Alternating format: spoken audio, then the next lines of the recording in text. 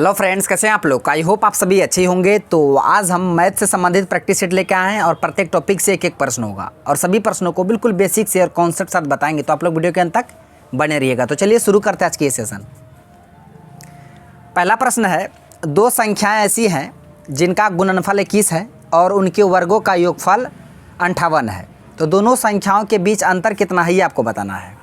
तो देखिए दिया क्या है कि जिनका गुणनफल 21 है। दो संख्या है, मान के चलिए हम संख्या ए और बी मान लेते हैं। इन दोनों का गुणनफल कितना दिया है, 21 दिया है।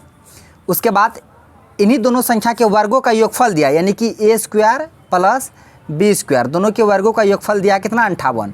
तो आपको निकालना है क्या, दोनों संख्या के बीच का अंतर, यानी कि ए माइनस बी का मान आपको निकालना है। ठीक है, ए माइनस बी का आपको मान निकालना है। ए माइनस बी का मान निकलेगा कैसे, तो देखिए ए माइनस बी का अगर होल स्क्वायर करते हैं तो क्या होता है, ए माइनस बी का whole square A square plus B square minus 2ab, यही होता है। तो A square plus B square का मान तो 58 दिया है, इसके जगह 58 रख देते हैं, माइनस 2 गुना ए बी का मान तो दिया है 21, तो 21 रख देते हैं। तो यहाँ से 58 माइनस 21 दूना 42 हो जाएगा। तो 58 में से 42 घटेगा तो 8 से 2 गया 6, अब 5 में से 4 गया 1, 16 हो जाएगा।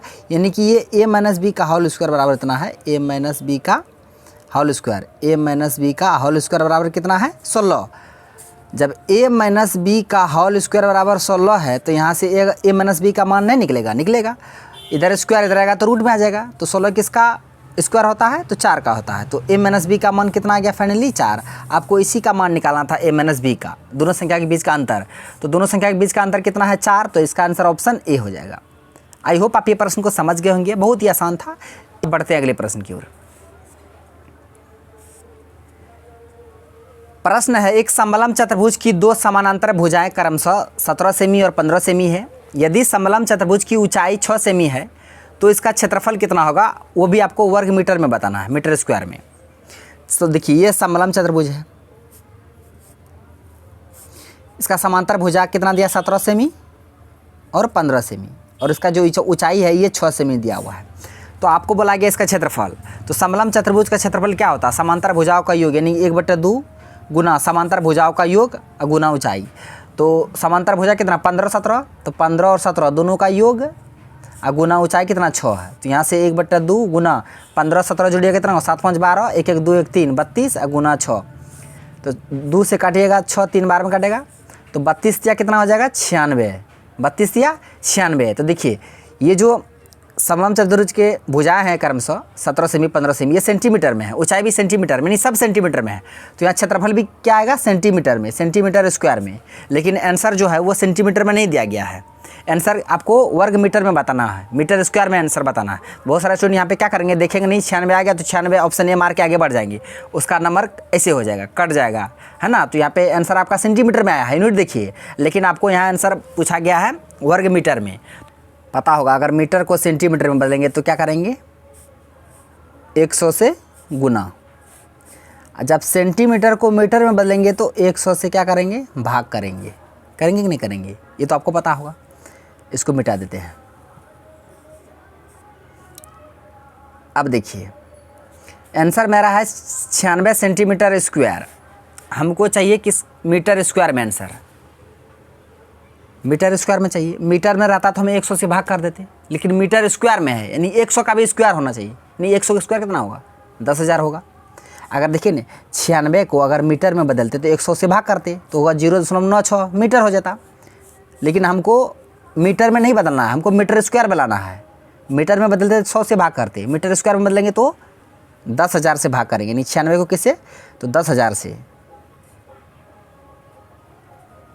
तो फाइनली कितना आंसर हो जाएगा, 0.0096 मीटर स्क्वायर।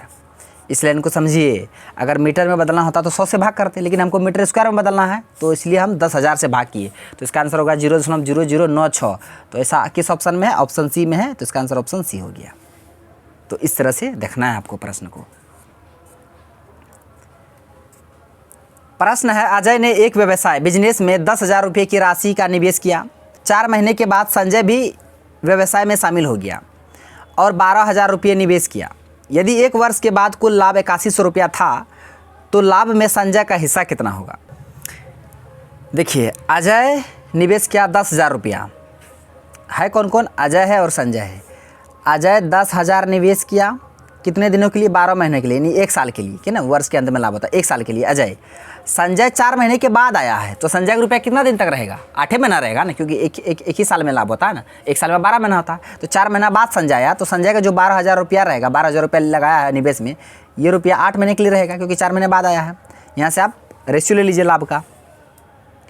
लाभ बराबर क्या होता है? पूंजी गुना समय। ये है पूंजी, ये है समय, ये है पूंजी, ये समय, ये लाभ का रेशियो आ जाएगा। तो यहाँ से काटिए, 4 तिया 12, 4 दूना 8, 3 जीरो से 3 जीरो कट गया। अब फिर काटेगा 3 से 12 4 बार में, 2 से 10 5 बार में। अब यहाँ 5 आ गया, यहाँ 4 आ गया, यानी कि अजय और संजय का जो प्रॉफिट का रेशियो है 5:4 है। अब आगे बोला गया है कि यदि 1 वर्ष के बाद कुल लाभ 8100 रुपया है, तो रेशियो में कुल मान देख लीजिए, दोनों को जोड़िएगा 5 4 9, यानी कि कुल मान रेशियो में 9 यूनिट है, लेकिन रुपया में कुल कितना लाभ है? 8100 है।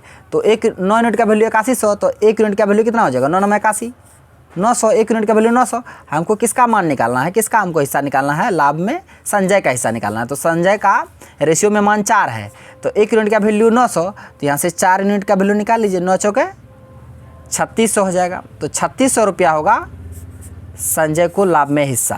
तो 3600 किस ऑप्शन में है? ऑप्शन बी में है। अगर पूछता अजय का हिस्सा कितना होगा लाभ में, तो 1 यूनिट का मान तो हम 900 निकाल ही लिए थे, तो यहाँ से 5 यूनिट का मान तब निकाल लेते, 9 बचा 4500 हो जाता अजय का, और 4 यूनिट 9 चौक 3600 हो जाएगा संजय का। तो संजय का पूछ रहा था, इसलिए हम 3600, आंसर ऑप्शन बी हो गया। अगर पूछता अजय का तो 4500। प्रश्न है ये सिंपल इंटरेस्ट से कि 2000 रुपये के मूलधन पर 3 वर्ष के लिए 7% प्रति वर्ष और 3200 रुपये के मूलधन पर 2 वर्ष के लिए 6% प्रति वर्ष के ब्याज के बीच का अंतर कितना होगा, ये आपको बताना है। देखिए 2000 रुपये 3 साल के लिए 7% के हिसाब से, ये सिंपल इंटरेस्ट आ गया ब्याज। उसके बाद फिर 3200 रुपया 2 वर्ष के लिए 6% के हिसाब से, ये दूसरा ब्याज आ गया। अब इन्हीं दोनों ब्याज के बीच का अंतर निकाला, नहीं घटा, बस सॉल्व करके घटा दीजिए। 2 जीरो से 2 जीरो खत्म, 2 जीरो से 2 जीरो खत्म। अब यहाँ हो जाएगा 7 तिया 21, 21 दूना 42 में 1 जीरो बैठ जाएगा, 420। यहाँ देखिए 6 दूना 12, अब 12 गुना 32 कीजिए, कितना होगा? 12 दूना 24 का 4, हासिल 2, 12 तिया 36, 2 38, 384। 420 में 384 घटेगा, तो 10 में से 4 गया 6, यहाँ बचेगा 1, 11 में से 8 गया 3, यानी 36 रुपया। तो दोनों जो ब्याज के बीच डिफरेंस होगा, अंतर होगा, वो 36 रुपया का होगा। तो 36 रुपया किस ऑप्शन में? ऑप्शन बी में है। कुछ नहीं किए, एक बार इसका ब्याज सिंपल इंटरेस्ट निकाल लिए, एक बार इसका निकाल लिए, तो दोनों को घटा दिए, 36 रुपया इसका आंसर ऑप्शन ए हो गया, ऑप्शन बी हो गया। तो ये आज का लास्ट प्रश्न है, एवरेज से संबंधित है कि प्रथम 5 प्राकृतिक संख्याओं का औसत 3 है।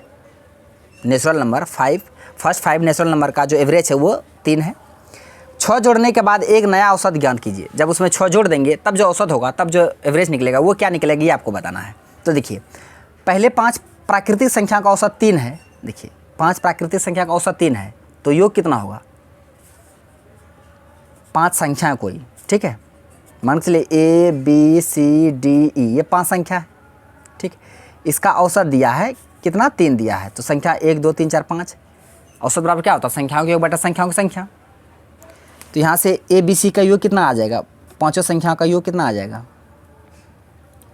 तो 5 इधर भाग में उधर जाएगा, गुना हो जाएगा, 3 5 15, यानी कि 5 संख्याओं का योग आ गया 15। अब क्या किया आगे कि 6 जोड़ दिया है, तो 15 में अगर 6 जोड़ेंगे तो कितना हो जाएगा? 21 हो जाएगा। अब औसत क्या होगा? औसत बराबर संख्या का योग बटा संख्या की संख्या। अब योग हो गया कितना? 21। अब संख्या कितना हो गया? पहले संख्या 5 था, अब जब 6 जोड़ा, एक और संख्या जोड़ा ना, अब संख्या कितना हो गया? 6 हो गया। तो 6 से भाग कर दीजिए, औसत बराबर होता है ना योग बट्टा संख्या।